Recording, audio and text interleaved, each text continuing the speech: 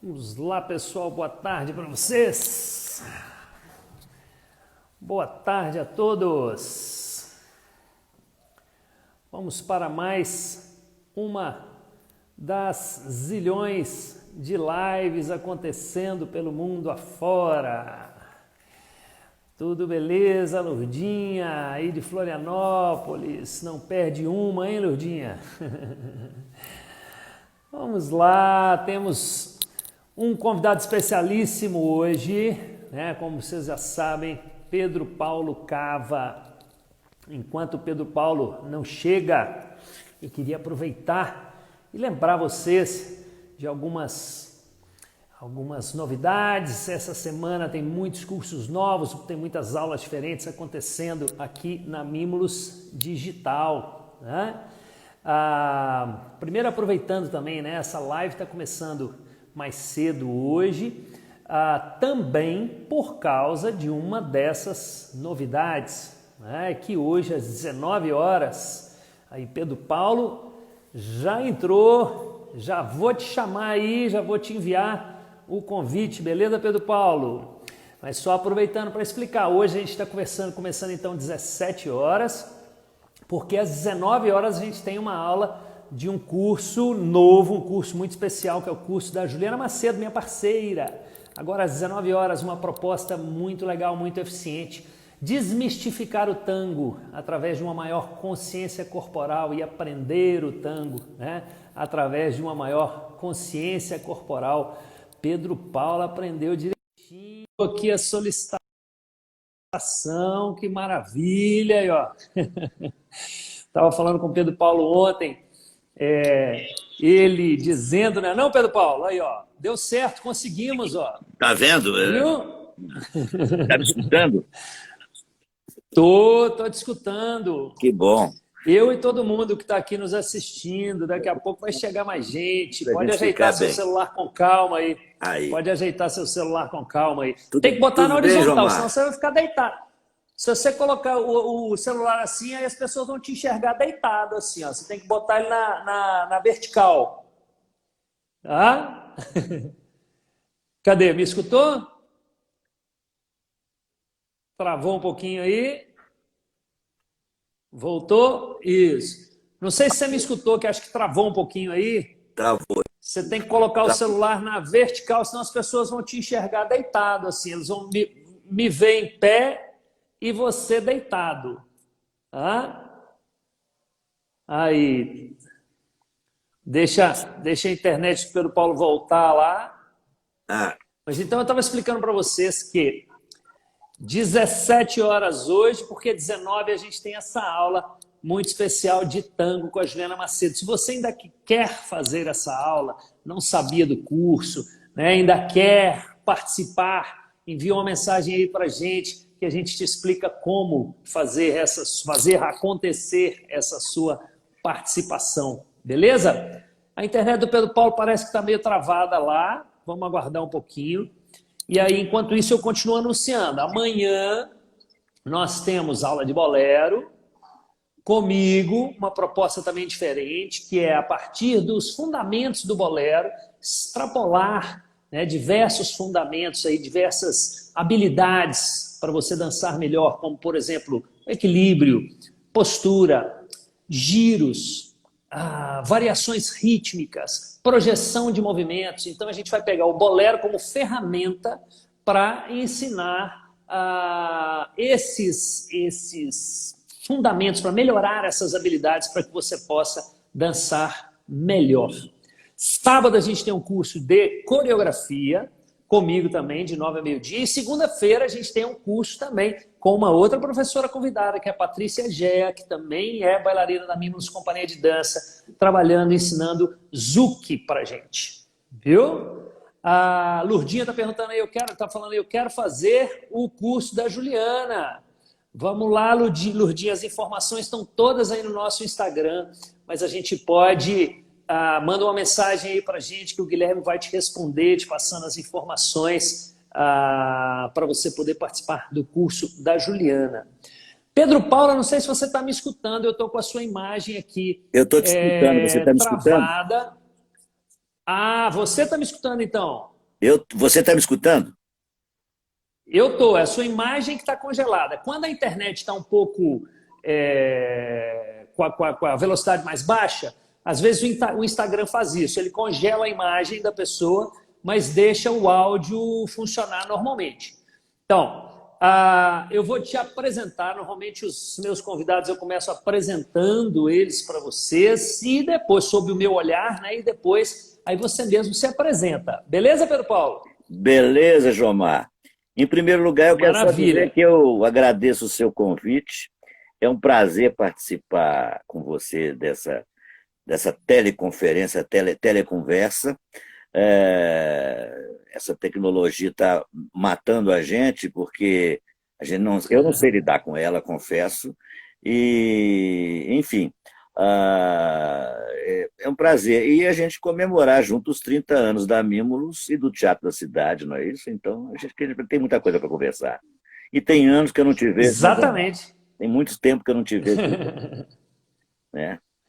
É isso aí. Essa, na verdade, é uma parte boa desse momento, né? Eu estou encontrando, reencontrando pessoas que eu não encontrava, não batia papo há muitos anos. Você é um deles, né? Mesmo que seja por aqui virtualmente, mas pelo menos é uma parte boa desse momento, né? Eu estava fazendo essas propagandas todas no início. Você me desculpa, é porque eu achei que você ainda não estava me escutando Não, aí, que a sua imagem estava travada aqui. escutei todas as Não, então propagandas, tá está ótimo. bom. Então tá bom. Agora Então, está olha, tá aparecendo minha imagem aí? a sua imagem continua congelada aqui para mim, né? Que, Se como é, você quiser mudar, eu não sei se você está no Wi-Fi ou se você está no 4G aí do celular. Você está eu com a tô internet do celular ou com o Wi-Fi? provavelmente no celular, porque eu não sei se está pegando o 4G, a Wi-Fi, não sei. Eu posso tentar sair e voltar. Deixa eu fazer isso. Tranquilo, pode fazer como você achar melhor, beleza? Enquanto isso, eu vou apresentando você aí para todo Tá. mundo aqui, beleza? Sai e entra de novo. Muito bem, pessoal. Então, Pedro Paulo Cava é um desses convidados que fizeram parte, né, da minha trajetória artística, que fez, né, Pedro Paulo Cava fez parte da trajetória artística de muitos atores, muitos artistas, músicos, enfim, de Belo Horizonte, do Brasil e do mundo. Então, ele não poderia faltar aqui conosco como mais um desses vários convidados. Ah, agora chegou bonitinho, Pedro Paulo. Tá Aí, vendo? Tô ficando maravilha. fera. Pedro Paulo, ontem eu estava falando, eu estava te ensinando, né, como entrar na live. Pedro Paulo estava me explicando que é uma outra pessoa que cuida do Instagram para ele e tal. Eu estava dizendo para ele que comigo é a mesma coisa. Eu tive que aprender a mexer no Instagram agora, na época do pandemônio, porque eu também não mexia, não. Eu também era um pouco avesso a essas redes sociais e é uma pessoa, o Guilherme, um parceiro de trabalho muito querido, que é quem cuida para mim, viu? Então, estamos iguais. Eu só estou uns 3 meses na sua frente, porque eu comecei com isso quando iniciou o pandemônio, viu? Mas eu também não sou lá muito familiar com as redes sociais, não. Beleza? Eu confesso que eu sou um cidadão do século XX, ainda não entrei muito bem no século XXI, com essa tecnologia toda, eu apanho muito dela, sabe? Eu não sou digital, eu sou analógico, eu chego a essa conclusão, sabe? Mas, enfim, temos que aprender, né? Vivendo e aprendendo, né? É isso aí. É, Sempre, sempre. Tem que ser, não é não? exato, tem que ser. Ué. Então, eu queria agradecer muito ao Pedro Paulo por ter disponibilizado esse tempo dele, precioso tempo para estar aqui conosco. Eu vou continuar apresentando ele, dizendo, primeiro, né, que ele, como eu já dizia antes, Tá me além de vendo ou ser... congelou? De vez em quando congela, mas o som estando ok, ó, tá ok a imagem agora, o som estando ok, não tem problema, tá? Aí o que importa mais é o som, né? A nossa conversa. Mas congelou de novo? Então, Pedro Paulo, não, agora tá ok. Ah, Agora tá ok. eu quero colocar o celular. Então, Pedro, Deixa eu colocar o celular. numa posição, tem que ser na vertical. Na vertical? Na Assim? vertical, isso. Senão você vai ficar deitadinho assim. Aí. Beleza. Nossa, mãe. Só tá pegando a careca. Isso, aí agora deu para te ver. Agora tá. Muito bem, agora ficou bom, agora ficou bom. Maravilha, maravilha. Então, Pedro Paulo, a gente se conheceu Tá ainda na tranquilo? década de 90, tranquilo. A gente se conheceu ainda na década de 90. Pedro Paulo idealizou, assim como ele já idealizou, né, diversos excelentes espetáculos no Teatro da Cidade, não somente no Teatro da Cidade, né, Teatro de Pesquisa e diversas outras frentes aí, mas no Teatro da Cidade, que foi também um dos motivos dessa nossa live, né, 30 anos de Teatro da Cidade, 30 anos da Mimulus. Pedro Paulo, ainda na década de 90, ele idealizou um musical sobre a vida de Gardel, de Carlos Gardel. Né? Pedro Paulo, que eu sei que é apaixonado pelos musicais, né? Já dirigiu diversos musicais. E naquele momento, então, ele me convidou para coreografar, para fazer o trabalho corporal aí dos atores, ensinar os atores a dançar tango. Né? Eu tinha essa missão lá. E era um musical maravilhoso, né? Um texto maravilhoso, que Pedro Paulo trabalhou ali junto com os atores, e naquele momento também ele me proporcionou algo do qual eu desfruto até hoje muito, que foi conhecer o Hernani Maleta, que na época fazia parte da equipe, né? E foi ali que eu conheci esse grande profissional também, que foi o Hernani Maleta, que até fez uma live comigo aí tem umas 2 semanas. Então esse foi o início assim dos nossos encontros, né? Depois, Pedro Paulo, a gente se encontra de vez em quando aí nos prêmios Sesc Saped, Simparc, Copasa, nas reuniões por aí, mas ele tem também muito contato com a minha mãe, né? Não, Baby Mesquita, os dois que são muito, muito atuantes, participativos e importantes aí para nós artistas de todas as áreas, né? Que lutam muito para melhorar, né, o fomento à cultura, para melhorar as nossas condições de trabalho, e etc, e etc.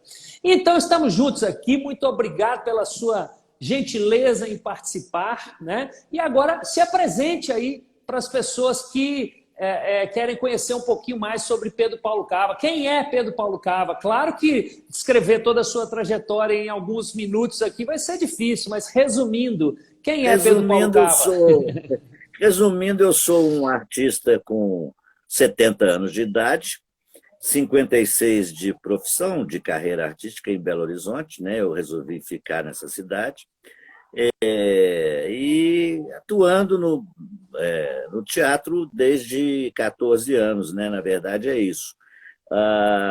E muita coisa na bagagem, muita história, muita conversa, muita luta, principalmente muita luta, muita dificuldade e, enfim, aos poucos a gente vai vencendo dali, de cá, vai. É uma luta. Às vezes converso muito com sua mãe, realmente a gente troca telefonemas, a gente conversa sobre políticas culturais, sobre política em geral, sobre o momento, sobre o Brasil, sobre a dança, o teatro, as artes, e sua mãe é uma ótima interlocutora, tem conversado, ou às vezes muito tempão no telefone conversando. E é uma grande figura humana, né? A Baby é especial. E você conta essa história do Gardel, que infelizmente não pudemos fazer, né? Nós tínhamos Uhum. naquela época estava um início de Mercosul, deve ter sido em 95, por aí, Por e aí. um banco resolveu que ia patrocinar um espetáculo que pudesse correr os 4 países do Mercosul, né? Ou eram 4, se não me engano, naquela época, né? Argentina, Brasil, Uruguai e Uhum. Paraguai.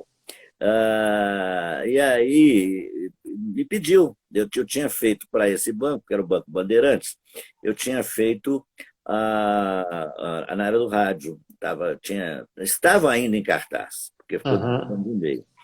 E aí o banco falou, não, tem que fazer um espetáculo para viajar esses 4 países com um tema que seja comum aos 4.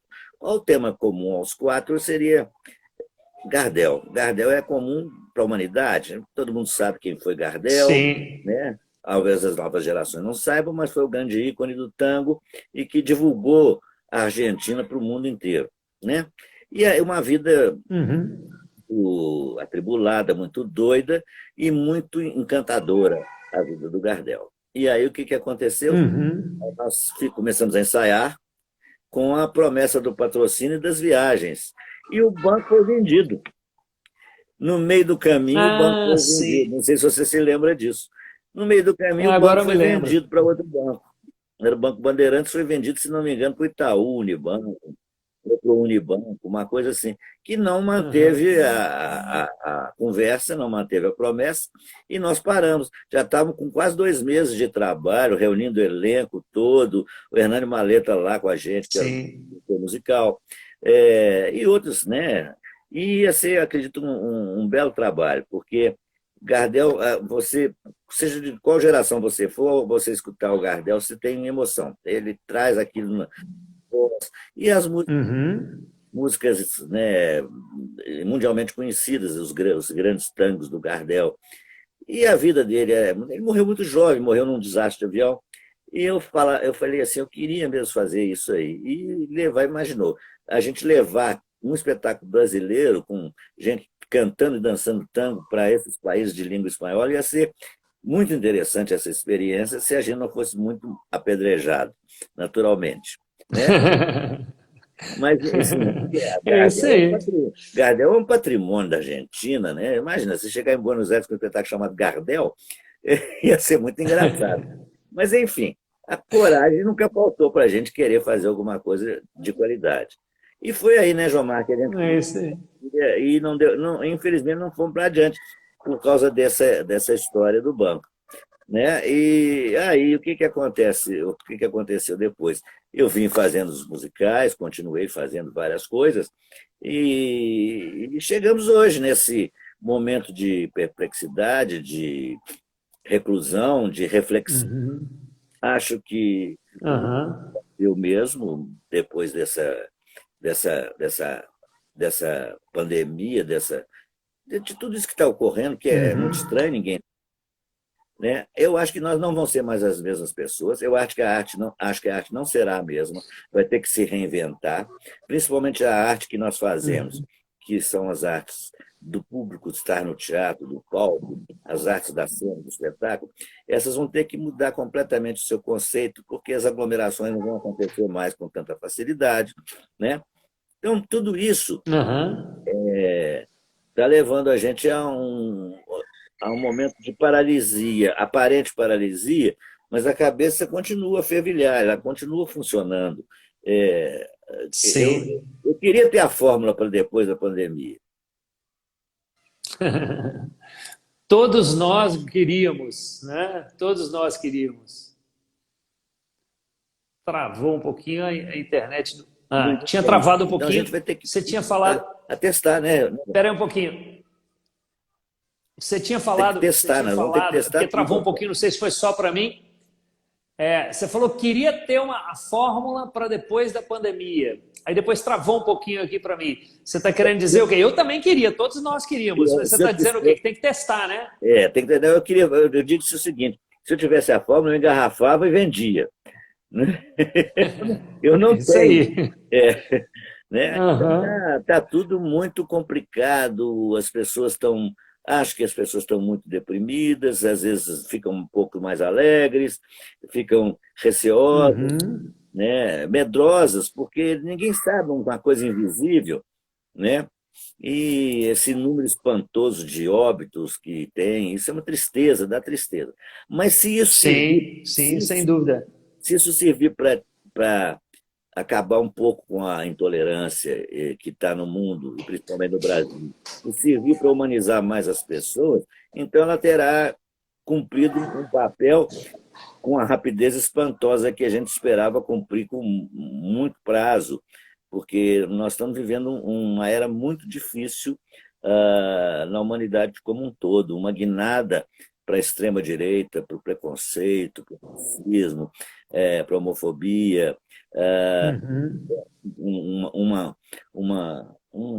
uma perseguição às artes, aos artistas, ao direito de expressão livre. Então, eu acho que tudo Uhum. isso, é, nós vamos continuar lutando por isso. Mas eu acho que se essa pandemia servir para humanizar um pouco e as pessoas ficarem mais, mais perto uma das outras, por alguma razão, acho que terá sido muito bom o resultado no final. Vai passar, mas vai ser difícil, né? Uhum. É. E você falou agora há pouco, né, uma palavra coragem, né? Falou das dificuldades aí por alto assim, nas dificuldades enfrentadas, né, na sua carreira, na sua trajetória, né?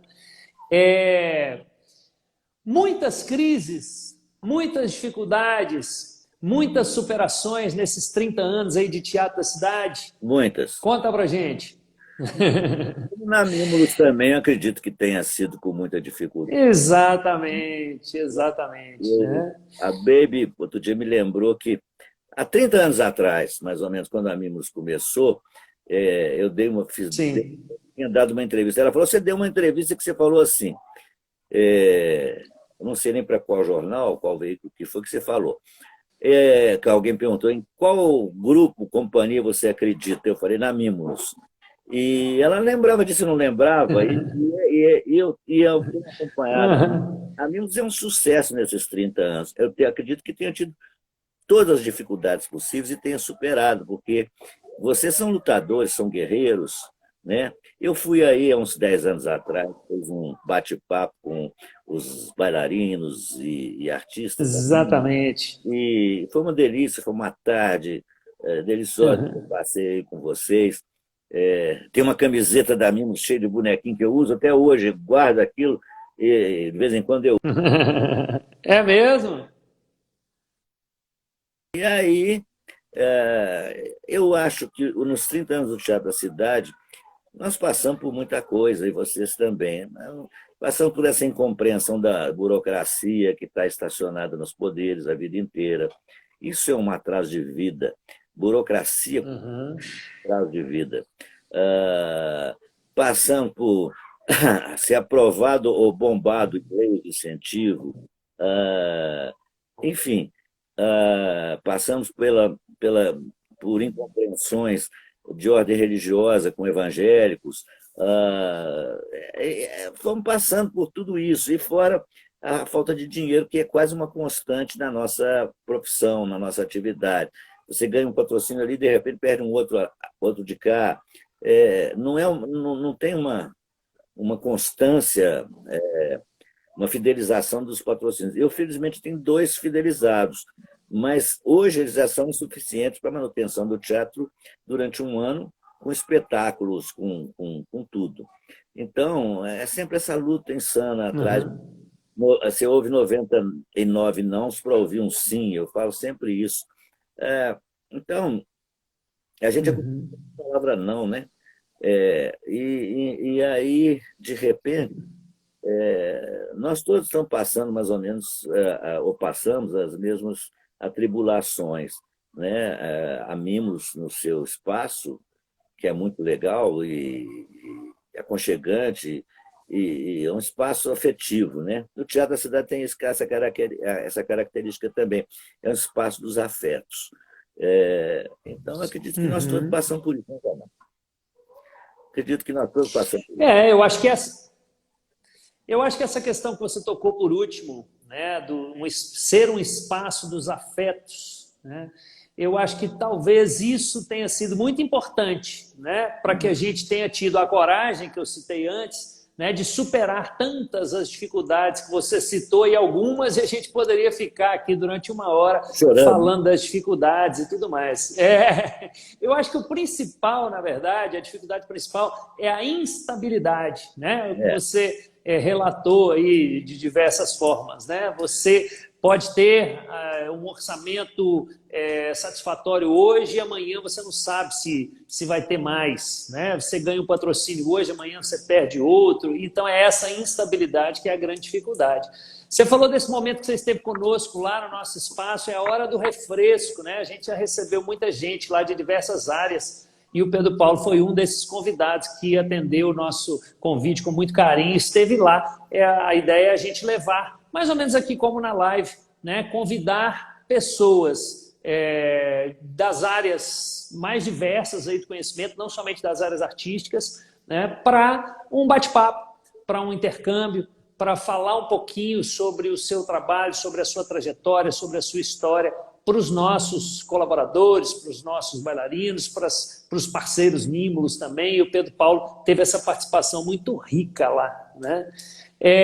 A gente vai variando aqui assim na conversa, a gente fala é igual você falou, a gente chora um pouquinho, depois a gente fala de coisas boas, a gente vai alternando. Me satisfaz uma curiosidade, você já teve uma banda de música, é isso? Você é músico também? Isso lá nos primórdios, e é por isso essa sua paixão pelos musicais? Me conta isso. Essa história é muito engraçada. Na verdade, é a história, um pouco da história do Clube da Esquina. Eu sempre nasci e fui criado no centro da cidade. Pista ali com São Paulo, nós tínhamos uma turma que se reunia, que pegava os adolescentes daquela região ali, nos anos 60, 63, 62, eu tinha 12, 13 anos ali, e nesse grupo estavam também o Lô Borges e o Beto Guedes. Os Borges moravam no edifício, e o pessoal do Beto Guedes, a família do Beto Guedes, morava no edifício Cesário Alvim, eu morava no edifício Vila Rica. Era um triângulo de adolescentes que se encontrava ali. Um conjunto, logo que os Beatles apareceram, nós criamos um conjunto para tocar Beatles. Eu tocava bateria, péssimo, péssimo, péssimo, era sofrível. Então era bateria. O Beto e o Lô tocavam violão, porque não tinha guitarra, ninguém tinha dinheiro para comprar uma guitarra, e nem a bateria era nossa. Mas a gente criou o velho Godofredo Guedes, o pai do Beto, tinha uma oficina de silk lá perto da Praça da Estação, na Praça da Estação, e silcou umas camisetas para a gente com o nome Os Raposas. Em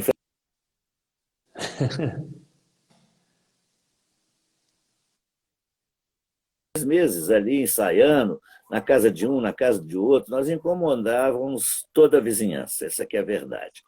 E o irmão do Beto Guedes, o Elinho chamado Elinho Pé de Pato, ele era o crooner, ele cantava.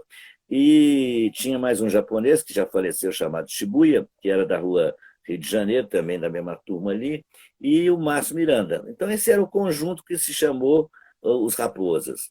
Durou 6 meses aí que nós nos apresentamos na então TV Belo Horizonte, que muitos anos mais tarde, ou 5 anos mais tarde, vai se transformar em TV Globo Belo Horizonte, né? Ali na rua Rio de Janeiro. Então a gente se apresentou umas 2 ou 3 vezes ali, mas não segurou a onda. Nós não éramos assim. Claro, Beto e Lô tiveram uma carreira fulgurante, maravilhosa, são dois talentosos. Eu não. Mas por que eu gosto dos musicais? É porque na minha casa, Jomar, eu fui criado com rádio. Não tinha televisão, né? Então, às 7 horas da manhã, 6 e pouco da manhã, o rádio lá em casa já estava ligado e ia até de noite. Isso era comum nos lares brasileiros dos anos 50 e nos anos 60, porque a televisão só vai chegar na minha casa quando eu fiz 14 ou 15 anos, que a minha mãe ganhou uma televisão de presente de um irmão, porque era um objeto muito caro, um objeto de consumo muito caro, nós não podíamos ter uma televisão. Sim. Então, nem telefone. Né? Tem que saber. Telefone não existia em Belo Horizonte. Um vizinho que tinha telefone, coitado, ele estava perdido, porque todo mundo batia na porta da casa dele para telefonar. Era o televizinho, né, que a gente falava. Eu fui criado com rádio, e sempre desde menino escutando muita música, muita música, muita música, muita música. E a música, então, foi tomando conta de mim. Meu pai gostava de música, gostava de ópera, gostava de música clássica. Me levava para as operetas no Francisco Nunes, quando eu era menino, e para as óperas que às vezes passavam no cinema. Então eu ia muito. Então eu fui tendo uma formação de música sem ter nenhuma vocação para a música, mas eu acho que eu devo ter um bom ouvido, porque eu tenho milhares de músicas na cabeça e sei cantar quase tudo que eu escutei, que eu aprendi, eu sei identificar, etc. Então, isso foi... Eu tenho uma memória auditiva boa, provavelmente, porque em função disso é que eu fui para os musicais. E sempre minhas peças, desde que eu comecei a dirigir em 70, minha primeira peça, elas sempre tiveram sonora, independente de ser musical ou não, sempre teve uma participação essencial nos meus espetáculos. E eu gosto. Então, hoje, tenho 5.000 discos em casa. É muito pouco comparado com colecionadores que têm aí 50, 60 mil discos. Mas eu tenho 5.000 discos que me fazem alegria também, né? E hoje ninguém mais tem disco. As pessoas hoje ouvem lá no Spotify. Sim. Deu isso. E eu tenho umas 1.000 bolachas ainda, os vinis. Eu adoro. E tem um som. Então, a história dos musicais foi por isso. E a história da dança, porque eu sempre tive muita ligação com pessoas da dança e todos os coreógrafos que te antecederam na coreografia em Belo Horizonte, trabalhei com vários. E, além do mais, eu era um bailarino desde os 16, 17 anos, de ir ao Elite Danças ali na Avenida Bias Fortes, perto do viaduto, e madrugada, até de madrugada lá com a Elite. Era uma casa de danças que ia todo mundo. Era muito legal, um salão de dança. Então, quinta, sexta, sábado, a gente sempre estava no Elite dançando. E a minha mãe gostava de dançar também, coisa de dança de salão. E, claro, que eu não me tornei bailarino de dança de salão, mas adoro dançar. Né? Bonito, né? Duas pessoas se entrelaçando. Né? Muito bem. E você... Como é que é? Falhou a última frase. Companhia de dança de salão. Ninguém tinha pensado nisso antes. Vocês pensaram. Isso foi especial, referência. Eu acho que isso é sensacional. Por isso é que eu fiquei fã da Mimos logo de cara, assim, sabe? Muito obrigado, muito obrigado. Muito legal essa... A qualidade com que vocês fazem os espetáculos, né? Que vocês... profissional, a qualidade das montagens, né? É muito bonito, é muito bonito. Obrigado, obrigado. Bom, a gente tem algumas coisas em comum, além desses 30 anos, né? Além da coragem, além da superação das dificuldades, né? Esse espaço, como você falou, assim, um espaço de afeto, né? O Teatro da Cidade, o nosso galpão lá da Mimos, a companhia e a escola. Né? E eu acho que uma outra coisa em comum também é uma equipe muito pequena. Né? Eu me lembro quando eu estive aí com você no Gardel e, enfim, pelo que eu sei, pelo que eu tenho conhecimento aí dos seus trabalhos, né? A gente tem tem que ter, na verdade, né? Essa versatilidade de fazer de tudo um pouco, né? E de conseguir se virar com qualidade, né? Com uma equipe pequena. Né? Então, você lá no Teatro da Cidade, eu percebo que é mais ou menos como a gente aqui na Mimos. Né? É você com poucas pessoas trabalhando e a sua diferença lá, na verdade, é que lá na Mimos a gente tem uma companhia formada. Né? Você sempre optou por não ter uma companhia. Exato. É isso mesmo? Cada trabalho, cada produção, você vai contratar equipes diferentes, tanto a equipe quanto os artistas e tudo mais. Isso deve ter te trazido, com certeza te trouxe uma riqueza assim, de ter conhecido zilhões de atores e de profissionais da área técnica também. Né? Uma coisa incrível, porque cada espetáculo você está com uma equipe diferente, não é isso mesmo? É mais ou menos. Eu nunca quis ter... Claro, eu já tive essa visão que eu devia ter um grupo quando eu comecei a trabalhar. Os coletivos, né? A gente chamava de grupo naquela época, hoje se chama de coletivo, eles ficam muito fixos dentro de uma própria bolha e acabam não se abrindo para novas formas ou para novos conhecimentos, ou para novos relacionamentos, principalmente para novos relacionamentos. Então, eu passei logo em seguida, em 72, 73, eu comecei a trabalhar com quem eu queria. Eu então chamava, convidava um ator, ou uma atriz, ou 10, ou 20, sei lá quantos, eu ia convidando vários.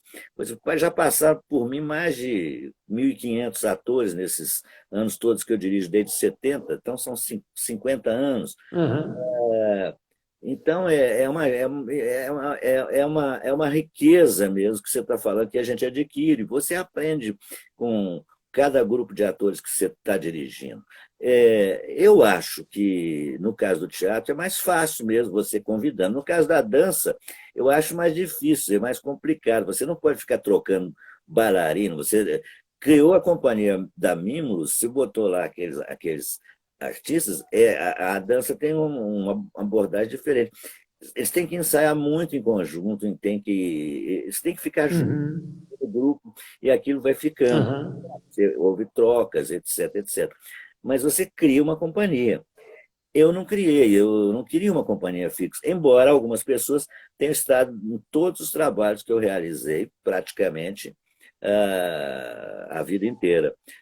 Como o Felício, que faleceu o ano passado, que era, além disso, é um amigo que eu tinha que me derrubou a morte dele. Né? E Raul Belém Machado, Décio Noviello, o Hernani Maleta, que desde 94 é nosso diretor musical, e vai por aí afora. Né? Uhum. Então, eu acho que a Mimulus tem que mesmo ter uma companhia, e fixo, de preferência, para aquelas pessoas se afinarem.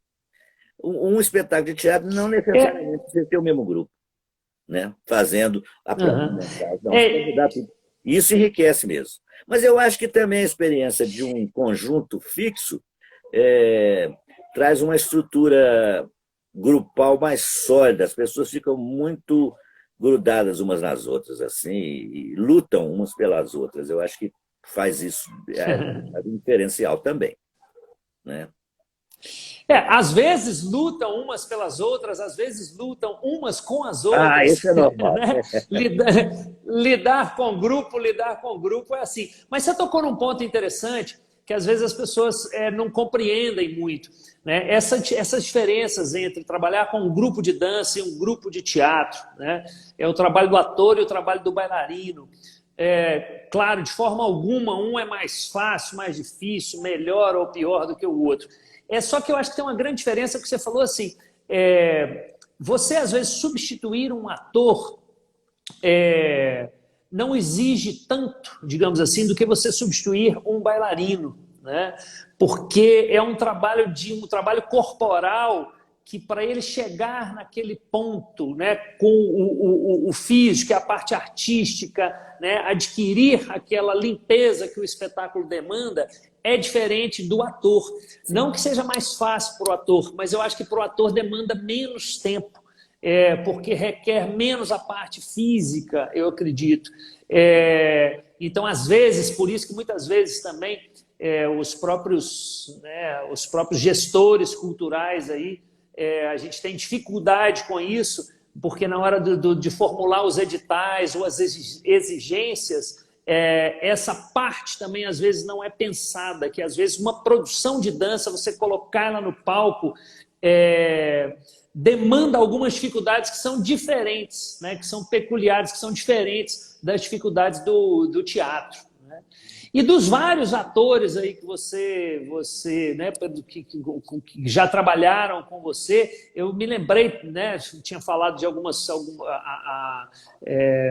do Hernani Maleta, que não é o ator, mas que eu o conheci, né, aí com você, e teve um outro que eu não me esqueci, que esse sim é ator, que é o Luiz Gomide. Luiz Gomide trabalhou muito com você nos musicais, não é isso mesmo?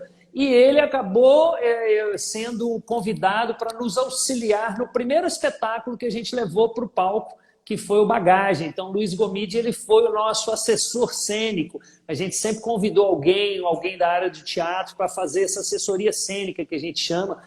Já trouxemos muitas pessoas do Grupo Galpão também. E no Bagagem foi o Luiz Gomide, que eu fiquei conhecendo aí com você, se não me falha a memória, que fez esse trabalho conosco, que foi maravilhoso. E isso de conhecer, né, várias pessoas, de transitar em diversas áreas, eu acho que te trouxe uma riqueza imensa e fez com que você colaborasse ainda mais para a cena cultural de Belo Horizonte, né? Até mesmo porque você já teve até galeria de arte, não é isso mesmo? Eu adoro artes plásticas também, já fui dono da primeira galeria de Belo Horizonte, primeira galeria de arte. Quer dizer, não fui eu que fundei, mas eu fiquei com a galeria no Teatro Marília nos anos 70. O Teatro Marília Uhum. era o centro nevrálgico de Belo Horizonte, da cultura, da arte. Para lá acorria todo mundo que fazia arte, porque além do Teatro Marília e da Galeria Guiar, tinha um bar em cima que se chamava Stage Door, e ficava até 4, 5, 6 horas da manhã aberto, com os artistas, jornalistas, políticos. Para lá corria todo mundo. Então, foi um ponto de encontro. Uhum. Eu sempre gostei muito de artes plásticas. Então, eu tive a Galeria Guinhar, que foi a primeira, e depois, quando eu fundei o Teatro da Cidade também, que eu criei, a primeira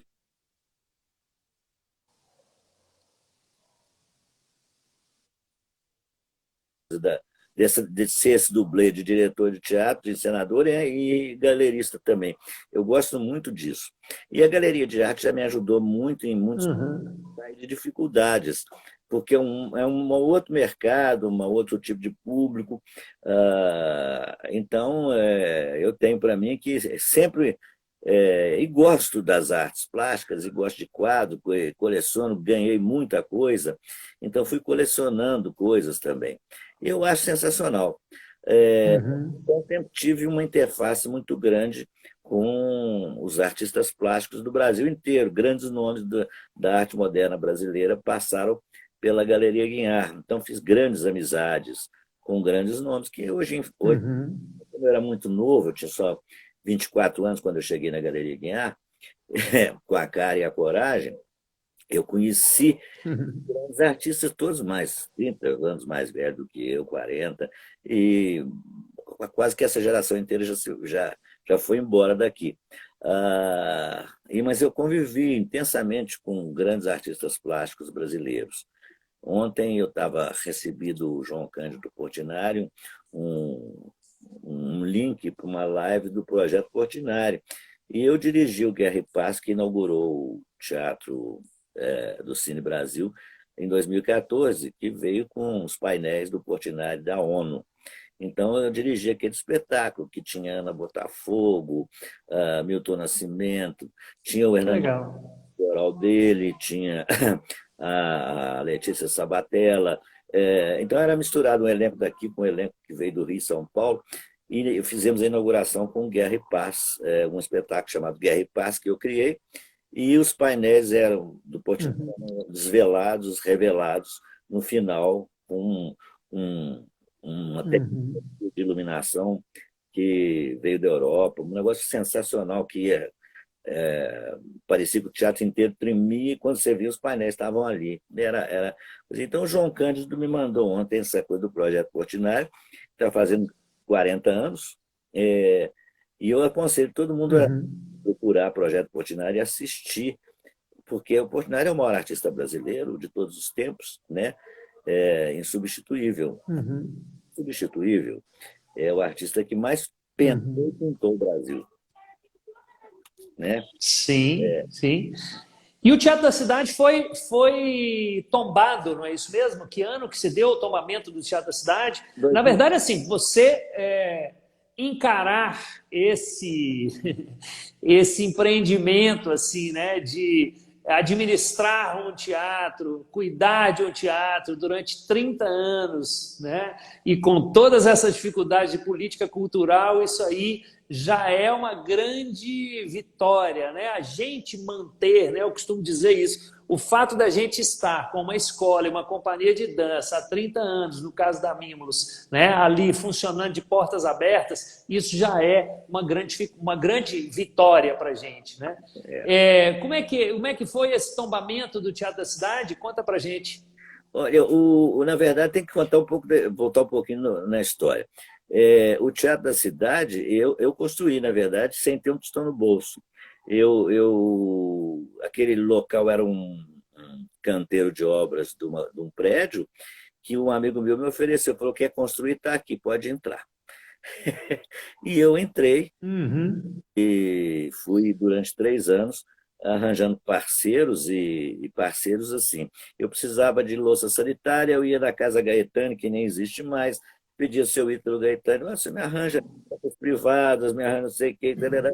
O que você me dá em troca?" Eu dava o nome nos programas. Esse foi assim que o Teatro da Cidade foi construído em Belo Horizonte. Uhum.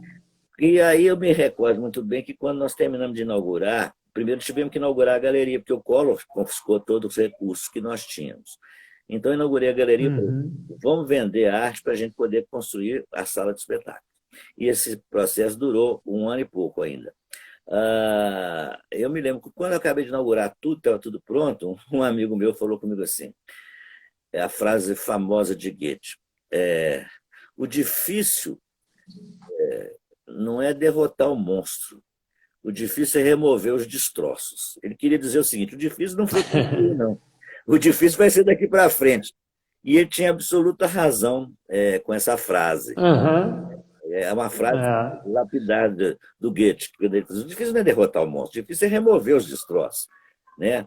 E isso, Uhum. na ditadura também, me lembrava disso, que o difícil não estava difícil derrotar a ditadura já no final, quando ela já estava totalmente derrotada também, né? Ela se autoflagelou tanto, mas o difícil é remover o lixo, o entulho autoritário da cabeça das pessoas. Então, o Teatro da Uhum. História. É, construir foi um ato de coragem, foi o primeiro teatro privado de Belo Horizonte. Manter é um ato de perseverança, ousadia, teimosia, cansaço, estresse, fadiga, vai dando tudo. Esse amigo meu tinha razão, É. o difícil era realmente remover os destroços, sabe? Então, ele foi É. tombado em 2014, mas foi tombado um conjunto de atividades, incluindo o Teatro da Cidade, com um tombamento imaterial. Então, ele não poderá ser outra coisa Uhum. a não ser aquilo que tem lá: teatro, galeria de arte e um café-livraria que não funciona, nunca funcionou direito. Que também nós estamos debaixo da rua, né? Então é complicado. Né? Mas essa Uhum. foi um tombamento que começou em 2008, porque o teatro estava ameaçado de ser tomado por empresários gananciosos que queriam, achavam que tinham, acham até hoje, né? Os processos judiciais demoram muitos anos, acham até hoje que Uhum. eles tinham direito aos terrenos onde o teatro foi construído. O que eles iriam fazer? Eu não sei se nos tirassem de lá, porque nós estamos debaixo de um Uhum. prédio de 20 andares, o que eles vão fazer num lugar daquele? A não Uhum. ser pura teimosia desses caras, né? Pura coisa de. Uhum. Esse, esse tipo de empresário da construção dá muito valor a dinheiro, né? Então, quando eles olham um imóvel, mesmo que o imóvel para eles não valha nada, porque não sabem o que fazer com aquilo, eles veem o valor, um cifrão na frente, né? O Teatro da Cidade não tem valor financeiro, econômico nenhum. É uma casa de artistas, feita por artistas, Uhum. para artistas. Uhum. Se você não tiver esse entendimento, você nunca vai conseguir tocar aquilo ali. Então não vai ser um empresário da construção civil que vai chegar lá, tomar o teatro e falar assim: agora nós vamos fazer aqui algo diferente. Não tem jeito. Não tem jeito de fazer algo diferente. É um teatro. Teatro é um lugar onde se vê espetáculos. Né? Então, não tem. Uhum. Por isso o tombamento foi importante. Ele começou em 2008 Sim. e em 2014 foi resolvido. O tombamento protegeu a imaterialidade, ou seja, a atividade que está ali. Mais do que não tem valor arquitetônico, é um prédio moderno, contemporâneo, de 20 andares, nós estamos no buraco. Né? Naquele buraco ali somos nós. Uhum. Né? Uhum. Um buraco de grande riqueza, de grande valor cultural, né? É É isso verdade. aí. E como você vê a Lei Aldir Blanc aí? Você ficou feliz com ter sido sancionada, mas é aquela história também. Eu acho que a gente pode usar a mesma frase de Goethe para isso, né? Ou seja, o difícil não é... Eu acho que nesse caso também, remover os destroços, até lá acho que ainda vai ter um trabalhinho grande pela frente, não é não? Eu acho que vai muito, porque vai ter que ter uma regulamentação. A lei é uma lei. Agora vem a regulamentação. Quem é que vai regulamentar isso? É o Congresso? Quem que vai? É o Ministério da Cultura, que nem existe mais? Quem que vai regulamentar essa lei? Uhum. Distribuição desses recursos. Para quem? Como? De que maneira? Né? Então, é verdade que a gente não sabe muito bem. Eu acho que o Bolsonaro fez o seguinte, ele falou assim, vou sancionar porque esses artistas são tão complicados que o problema é eu sancionar, eu vou ficar bem aos olhos da mídia, bem aos olhos dos artistas, etc.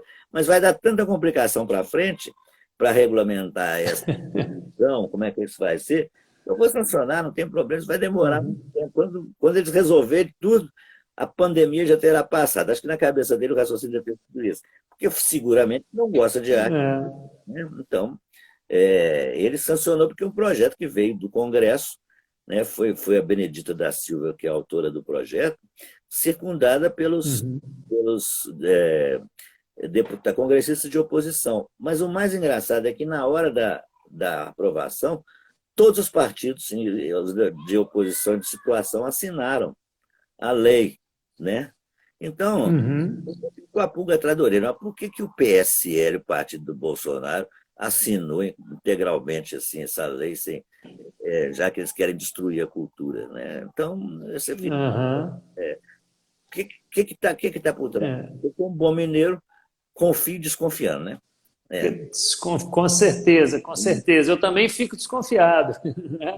Mas se funcionar, tomara, né? Tomara que funcione, inclusive pelo apoio que ela traz, não somente para os artistas, mas também para os espaços culturais. Né? Então, eu imagino que você esteja ansioso aí, assim como nós, né? Mantendo lá um espaço cultural há 30 anos, aí de repente o espaço está lá fechado, né? Desde o dia 16 de março. Está lá o espaço fechado.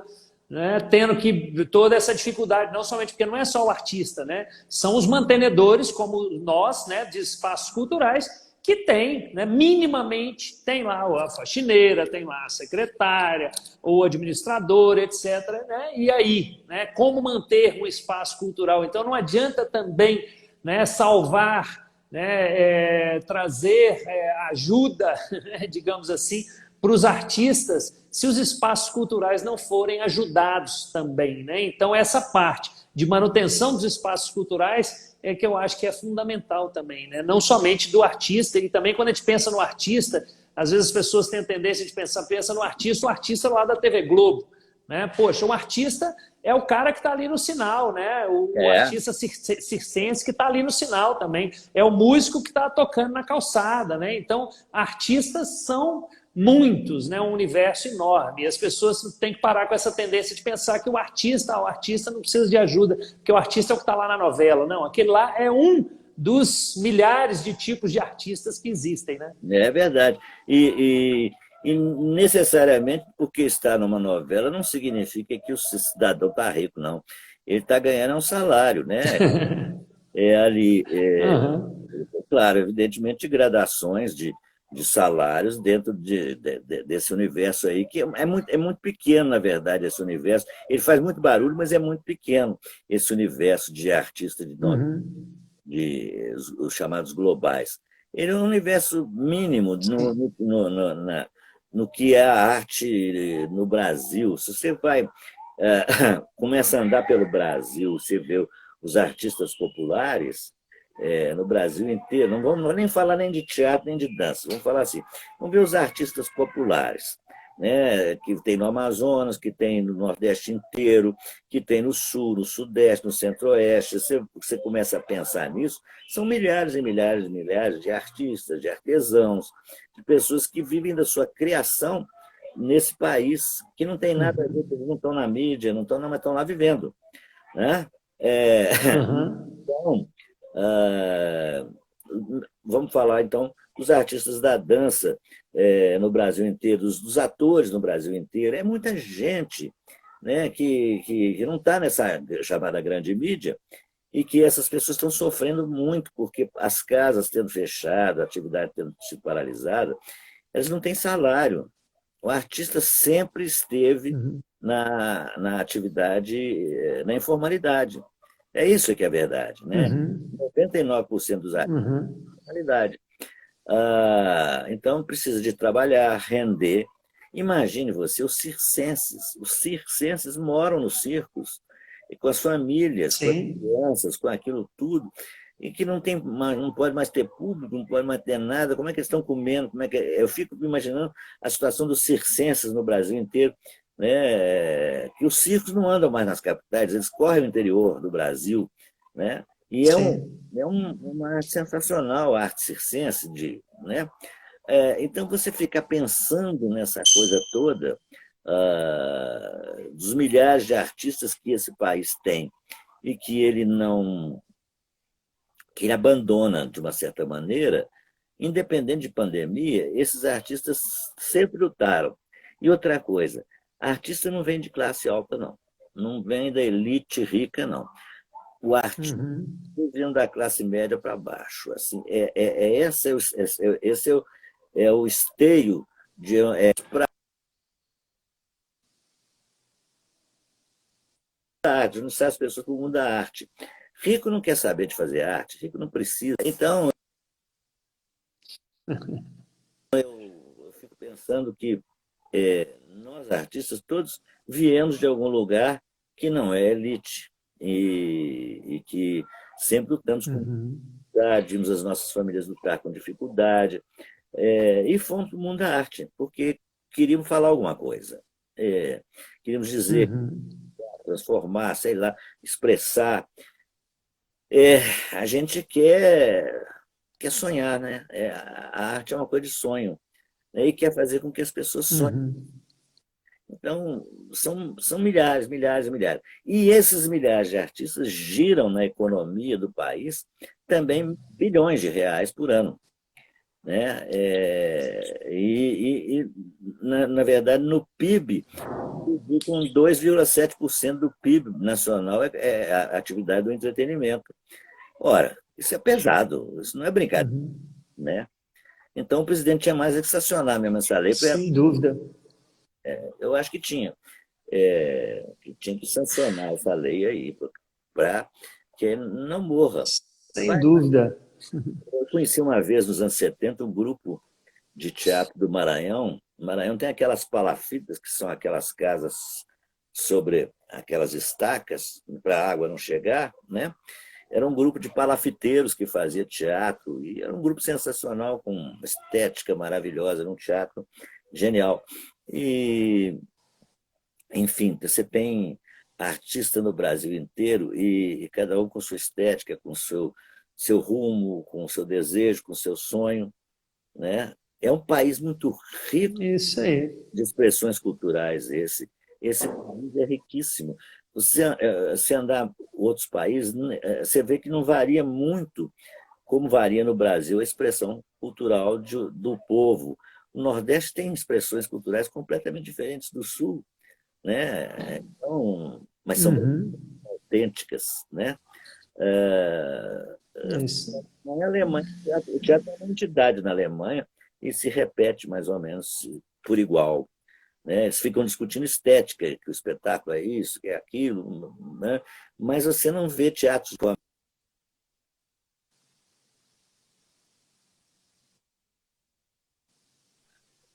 em outros países assim também. É.